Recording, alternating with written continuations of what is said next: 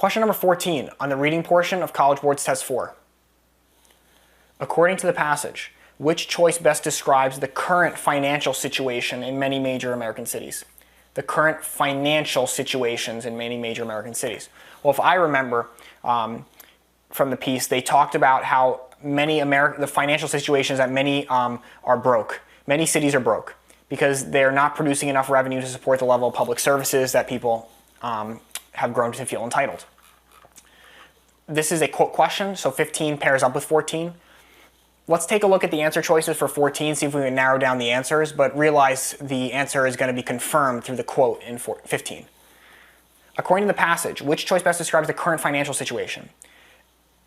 A, expected tax increases due to demand for public works. Do we ever talk about tax increases? Didn't they say they were due to pensions, actually, more specifically? Yeah, it's in this quote. American major cities face enormous fiscal problems, many of them the result of public pension obligations. So it has nothing to do with tax increases, even though this might be a thing that you are familiar with or you hear about in the news, or that you know that this tax rate in cities is more than in suburbs. But that's not what the piece said. They never said one thing about tax increases. So I'm not liking A. What about B? Economic hardship due to promises made in past years. Notice how they want to make this answer look wrong.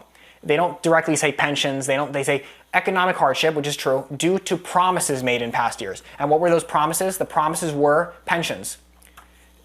They faced problems, many of them the result of public pension obligations they incurred in more prosperous years. In other words, they promised people stuff when things were going well, and now that things aren't going well, they're on the hook for that obligation or for that promise. So economic hardship due to promises made in past years. Yeah, they can't afford to pay what they promised in the past. Again, this is a classic way for the test makers to make a right answer look wrong. They don't say what you would like them to say. They don't say what you would like them to write so you would pick it and feel good about it. They say just enough to make you feel uncomfortable, even though it's still the right answer. Pay attention to that. That's very important. That skill is one of the most valuable skills you can have as a test taker on this reading of this test. C, current financial situation in many major American cities. Greater overall prosperity due to an increased inner city tax base. Wow.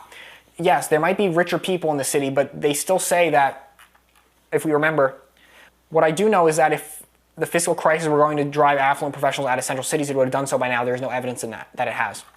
So they do talk about how richer people are going to the city, and maybe you can make jumps in your head and logical connections. Well, that means that they're making more money, they're paying more taxes, and therefore the city's going to get richer. But actually they say, despite the fact that richer people are moving to the city, they still have these problems.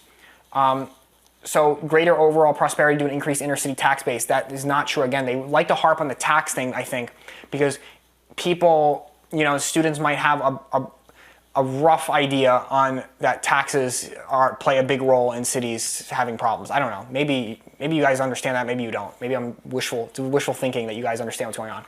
But anyway, what about D? Cities' current financial situation. Insufficient revenue due to a decrease in manufacturing. Even though manufacturing no longer exists in cities, they never once say that the reason why cities are in poor financial shape is because there's no manufacturing. If anything, people might argue that the fact that people move to service-based economy in a city is better. But anyway, let's forget about that. They don't talk about revenue due to manufacturing, that we don't have money for that. They actually talk about the hardship due to promises made in the past, which were the pension obligations. Those are the promises that they said they would uphold that now turns out to not be that good of a deal. So the answer number 14 is going to be B, but just to be sure, let's take a look at the quotes for 15.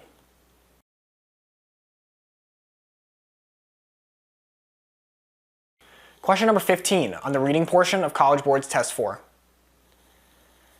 So 15 is a quote question that answers question 14. Question 14 asks, according to the passage, which choice best describes the current financial situation of cities? And we thought the answer was going to be B, economic hardship due to promises made in past years, because we thought and we found that the promises made in past years were the pension obligations, line 37, that the city incurred during more prosperous years that they now can't afford to pay. So let's forget about the answer choices, as always, for 14. I like to just pretend like they don't exist. I like to just answer the question being asked because only one quote answers the question being asked usually.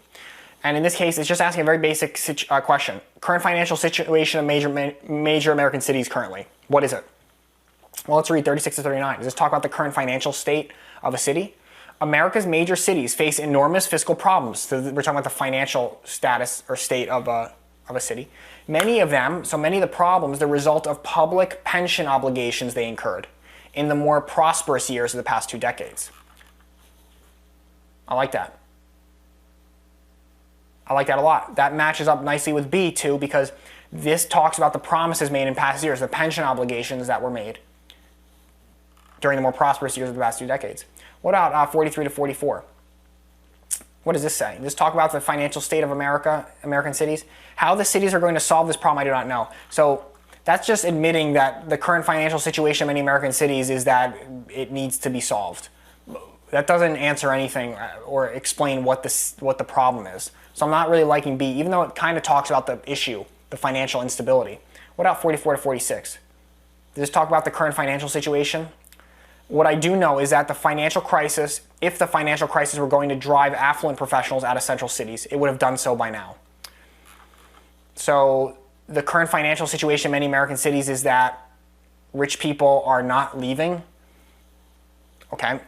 Notice again, we fall short every single time. Not only of answering the question, but also later of matching answer choices with A, B, C, D of 14.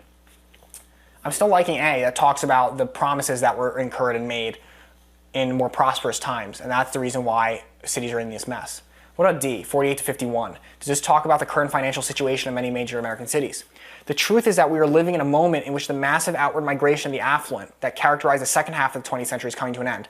Okay, this has nothing to do with the current financial situation of the city, even though this would be a good bad answer to pick for, I think, C. That D and C, D for 15 and C for 14, the greater overall prosperity, that it's saying that affluent are going back into the city, and maybe you can then make these logical jumps, therefore all these things. But remember, anytime you have to make those logical jumps, you start with something, you say, well, that leads to this, which leads to that, which leads to this answer. It's almost always going to be wrong. You never need to make logical jumps like that in order to get to an answer. It's usually very black and white, one step of logic, one understanding, or maybe none, because it's directly stated in the text. And I'm not liking on how a D for number 15, which matches up with 14C, requires you to make all these jumps and use all this outside knowledge, which is not necessary ever on this test, in order to maybe make sense of the answer. A key tenet for those smart people who get answers wrong, this is the reason why you get it wrong.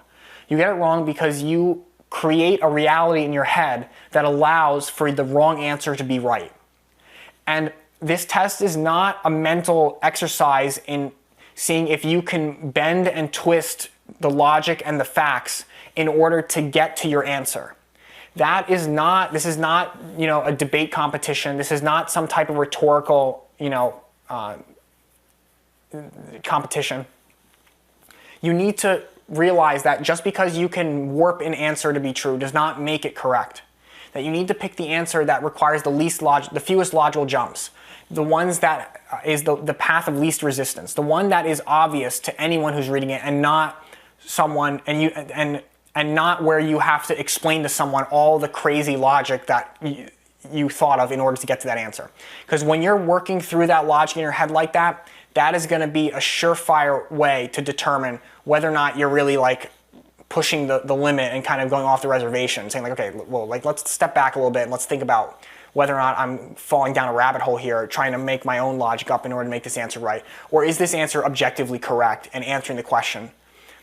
The answer that has the fewest logical jumps, the one that's most black and white and that most easily matches up to another answer choice, is going to be the right answer. So in this case, the answer is obviously not going to be D. The answer for 15 is going to be A, and that nicely matches up with the answer 14B. So again, the answer number 14 is going to be B. The hardships were, the financial situation is bad because of promises, pension obligations made in prior years, and that is exactly said in answer choice A of 15. Answer 14B, 15A.